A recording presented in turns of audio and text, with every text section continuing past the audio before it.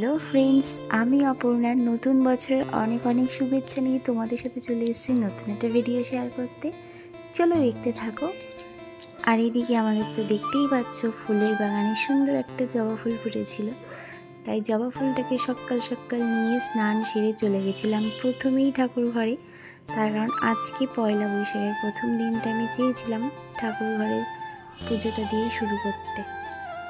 সব ঠাকুরকে স্নান করানোর পর মহাদেবকেও স্নান করিয়ে নিচ্ছি, আর তারপরেই সুন্দর করে জায়গাটাকে সাজানোর চেষ্টা করেছিলাম, কিন্তু মনের মতো করে করতে পারিনি। তার কারণ এদিকে ছেলে উঠে গেছিলো।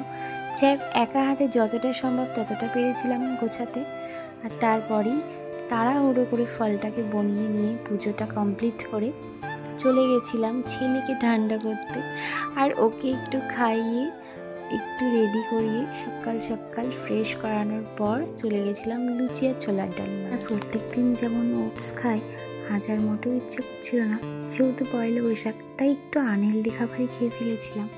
সকালের খাবারটাকে কমপ্লিট করার পর আমি সোজা চলে গেছিলাম দুপুরের রান্নাটাকে রেডি করতে। আর প্রথমেই বলিনি, পয়লা বৈশাখ হিসেবে আজ আমার মোটেও মন চাচ্ছিল না কোনো আমিষ খাবার খেতে, তাই একটু নিরামিষই খেয়ে ফেলেছিলাম। যাই চলো কী কী রান্না করেছিলাম তোমাদের সাথে শেয়ার করি। আজ ছিল লাউ শাক, ডাল, পটল ভাজা আর শুক্তো, তার সাথে ছিল একটু শসা আর টক দই, ব্যাস এইটুকু। আর তারপরেই আমার মা রেডি করেছিল সন্ধ্যেবেলা স্ন্যাক্স। আজকে ছিল একটু চপ, চা আর তার সাথে চিপস, বিস্কিট, ব্যাস এইটুকুই।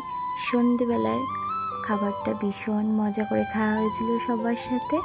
আর তারপর সন্ধে হয়ে যাওয়ার পর আমরা চলে গেছিলাম আবার একটু বেরু করতে, কিন্তু তার আগে গানের স্যার এসেছিলোকে গান করাতে। যাক তোমরা একটু শোনো।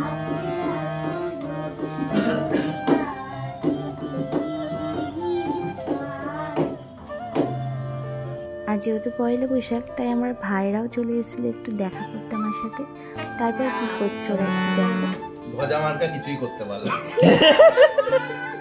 আর ওরা বেরিয়ে যাওয়ার পর আমরা সোজা চলে এসেছিলাম আজকে শপিং করতে। একটু শপিং করার পর চারিদিকটা একটু ঘুরে, আর তার আগে বলে নিই, আমরা যেহেতু আজকে পয়লা বৈশাখ তাই মেলায়ও গেছিলাম। মেলায় ঘোরার পর সোজা চলে গেছিলাম আমার মায়ের বাড়িতে। আর মায়ের বাড়িতে তো পুরো অবাক, তার কারণ মা রাত্রির রান্নাটাকে কমপ্লিট করে রেখেছিলো। আজ করেছিল ফ্রাইড রাইস আর একটু আলু পনিরের দম। আর আমার সাথে তোমরা এতক্ষণ থাকার জন্য তোমাদের সবাইকে অনেক অনেক ধন্যবাদ। আর আজকের মতো তোমাদের সবাইকে টাটা বাই। আর তার আগে বলে নিই, অনেক অনেক পয়লা বৈশাখের শুভেচ্ছা, ভালোবাসা।